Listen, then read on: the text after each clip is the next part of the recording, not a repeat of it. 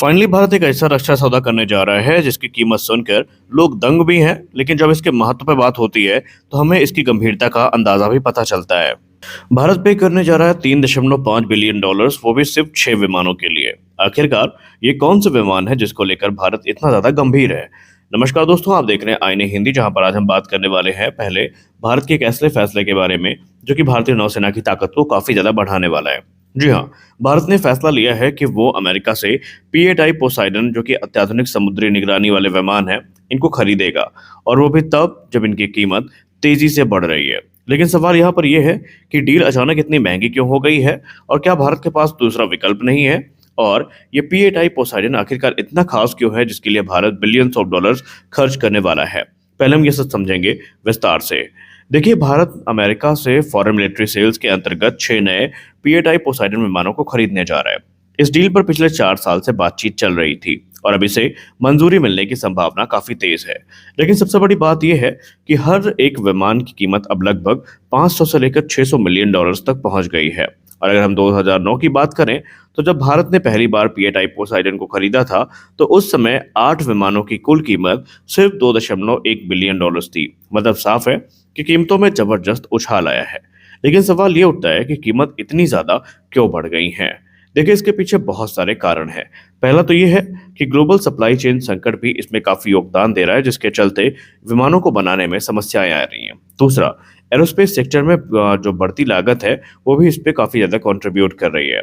तीसरा, लॉजिस्टिक और प्रोडक्शन में जो देरी है, उसके चलते भी जो इनकी कीमतें हैं वो लगातार बढ़ रही हैं। बोइंग कंपनी का कहना है कि ये सब वैश्विक परिस्थितियों का असर है कि हमें विमानों की कीमत को बढ़ाना पड़ रहा है। यानी ये सिर्फ भारत के लिए नहीं है, बल्कि पूरी दुनिया के लिए अब ये विमान महंगा हो चुका है। इस समय भारतीय नौसेना के पास कुल 12 पी-8I पोसाइडन विमान है।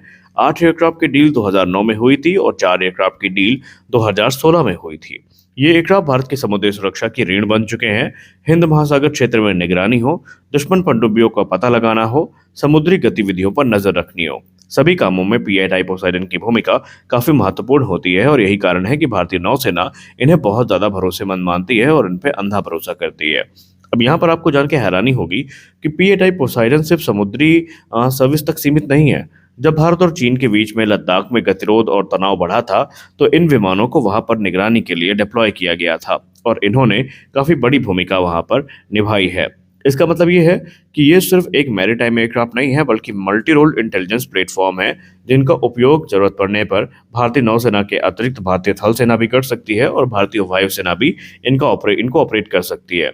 लेकिन बड़ा सवाल ये है कि वो सब बातें ठीक हैं, ये बहुत कैपेबल हैं, इनसे हमें बहुत मदद मिली, लेकिन सवाल अभी भी यही है कि इतने महंगे विमान भारत खरीद क्यों रहा है? जब हमें पता है कि इन विमानों की कीमत काफी ज्यादा बढ़ चुकी है, तो हम किसी दूसरे विकल्प की तरफ क्यों नहीं जा रहे हैं? तो इसका सीधा जवाब यही है कि कोई मजबूत विकल्प ऐसा उपस्थित ही नहीं है जो पी-8I पोसाइडन को कैपेबिलिटी में रिप्लेस कर सके। पी-8I पोसाइडन की खासियतों की बात करें तो आप समझ जाएंगे कि भारतीय नौसेना इन्हें इनके इन प्रकार किसी तरीके से खरीदना क्यों चाहती है। देखिए, पी-8I पोसाइडन लंबी दूरी तक निगरानी कर सकते हैं, यानी कि लॉन्ग रेंज सर्वेलेंस इनसे हो सकता है। एंटी सबमरीन वॉरफेयर में तो इनको महारत हासिल है। इसके अलावा एंटी सरफेस वॉरफेयर भी इनके थ्रू की जा सकती है और नेटवर्क सेंट्रिक ऑपरेशन में तो इनका कोई सानी ही नहीं है। और यही कारण है कि भारतीय नौसेना इन्हें बहुत पसंद करती है। यानी ये एक ऐसा प्लेटफॉर्म है जो इन सभी क्षमताओं को एक साथ प्रदान करता है, और दुनिया में बहुत कम एयरक्राफ्ट हैं जो ये सब एक साथ कर सकते हैं। भारत के लिए ये डील सिर्फ एयरक्राफ्ट खरीदना नहीं है, बल्कि ये एक स्ट्रेटेजिक निवेश है। हिंद महासागर में चीन की बढ़ती गतिविधियों को देखते हुए, समुद्री व्यापार मार्गों की सुरक्षा को देखते हुए और भविष्य की युद्ध रणनीति को देखते हुए पी-8I पोसाइडन भारत के लिए काफी महत्वपूर्ण है, और यही कारण है कि पी-8I पोसाइडन को भारत किसी भी प्रकार से चाहता है। तो कुल मिलाकर भारत ने एक महंगी लेकिन जरूरी डील चुनी है। कीमत बढ़ रही है, लेकिन जरूरत उससे भी ज्यादा बड़ी है। विकल्प हमारे पास है नहीं, इसलिए निर्णय स्पष्ट है और राष्ट्रीय सुरक्षा सर्वोपरि है। पी-8I पोसाइडन सिर्फ एक विमान नहीं है, बल्कि भारत की समुद्री ताकत का एक प्रतीक बन चुका है। आपको बता दें कि भारत प्राइस को ही लेकर के एक लंबे अरसे से नेगोशिएट कर रहा है। बीच में काफी उठापटक हुई थी, जब भारत और अमेरिका के जो आपसी रिश्ते हैं वो चरम पर पहुंचे थे, तो ये माना जाने लगा था या अफवाहें उड़ने लगी थी कि ये डील स्क्रैप की जा सकती है। लेकिन फाइनली बातचीत आगे बढ़ी है और किसी भी क्षण अब इस प्रोग्राम में जो ऑफिशियल कॉन्ट्रैक्ट है वो फाइनलाइज कर लिया जाएगा। और यहाँ पर हमारे पास अभी नंबर्स तो क्लियर अभी यहाँ पर जो बताया गया मैंने, उसके बाद तकरीबन हम ये कह सकते हैं कि एक पूरी की पूरी स्क्वाड्रन जो है 18 से 20 विमानों की, ये भारतीय वायु नौसेना ऑपरेट कर रही होगी। रिपोर्ट में बात करने वाले हैं हिंदुस्तान एरोनॉटिक्स लिमिटेड के बारे में, जहां पर हिंदुस्तान एरोनॉटिक्स लिमिटेड अब मास फाइटर जेट प्रोडक्शन की तरफ आगे बढ़ रही है और तेजस मार्क 1 अल्फा अब पहले से ज्यादा बड़ी संख्या में हम प्रोड्यूस कर पाएंगे। दरअसल हिंदुस्तान एरोनॉटिक्स लिमिटेड के नासिक प्लांट में एक बड़ा बदलाव हमें देखने को मिला है, जहां पर हमें एडवांस असेंबली जिग्स देखने को मिली है जो पूरी प्रोडक्शन प्रोसेस को बदलने वाली है। और अभी हम समझेंगे कि ये नई तकनीक क्या है, इससे प्रोडक्शन कितना बढ़ेगा और क्यों ये इंडियन एयरफोर्स के लिए गेम चेंजर मानी जा रही है। देखिए, भारत का स्वदेशी फाइटर जेट यानी कि मार्क 1 अल्फा इंडियन एयरफोर्स के मॉडर्नाइजेशन का एक अहम हिस्सा है। भारतीय वायुसेना ने 2021 में 83 तेजस मार्क 1 जेट्स का ऑर्डर दिया था, जिनका मकसद है पुराने मिग 21 विमानों को रिप्लेस करना। लेकिन एक बड़ी समस्या थी, प्रोडक्शन स्पीड काफी धीमी थी, साल में सिर्फ 16 विमान ही बन पा रहे थे और यही कारण था कि डिलीवरी टाइमलाइन को लेकर बहुत ज्यादा चिंता बढ़ रही थी। लेकिन अब हिंदुस्तान एरोनॉटिक्स लिमिटेड ने नासिक में एक नई प्रोडक्शन लाइन शुरू करी है। यह तीसरी असेंबली लाइन है जिसमें एडवांस इंडिजिनस इंफ्रास्ट्रक्चर लगाया गया है और सबसे बड़ी बात, अब टोटल प्रोडक्शन कैपेसिटी बढ़कर 24 एयरक्राफ्ट प्रति वर्ष तक हो गई है। यानी अब भारत पहले से 50% ज्यादा तेजी से तेजस मार्क 1 विमान बना सकता है। हिंदुस्तान एरोनॉटिक्स लिमिटेड ने इस अपग्रेड में लगभग 500 करोड़ रुपए का निवेश किया है। आपको बता दें कि इस अपग्रेड की सबसे महत्वपूर्ण चीज है इसकी असेंबली जिग्स। आखिरकार ये जिग्स होती क्या है? देखिए, ये बड़े प्रिसीजन इंजीनियर्ड स्ट्रक्चर होते हैं जिनमें एयरक्राफ्ट के पार्ट्स को एग्जैक्ट पोजीशन में फिक्स किया जाता है।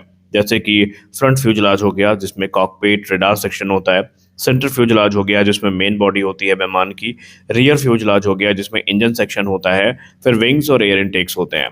इन जिग्स की मदद से हर पार्ट को बिल्कुल सही अलाइनमेंट में जोड़ा जाता है।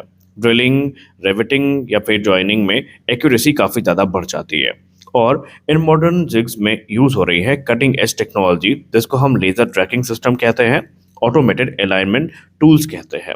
ये जिससे इंजीनियर्स एयरक्राफ्ट कंपोनेंट्स को सब मिलीमीटर एक्यूरेसी के साथ असेंबल कर सकते हैं। और इसका सबसे बड़ा फायदा ये है कि पहले बेसिकली होता क्या था, पार्ट्स परफेक्टली फिट नहीं होते थे और रिवर्क करना पड़ता था। लेकिन अब क्या होगा, एरर्स कम होंगी, रिवर्क कम होगा और प्रोडक्शन टाइम भी घटेगा। एचएएल का अनुमान है कि इससे 25% तक कंस्ट्रक्शन टाइम कम हो सकता है।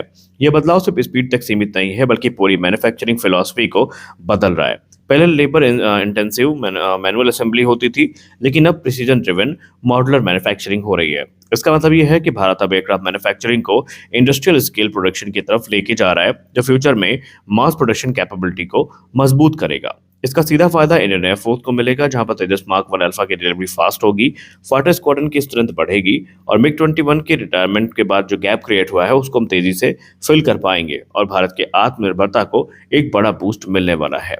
तो इस वीडियो में बस इतना ही, मिलते हैं अगले वीडियो में कुछ अपडेट्स के साथ। तब तक के लिए जय हिंद।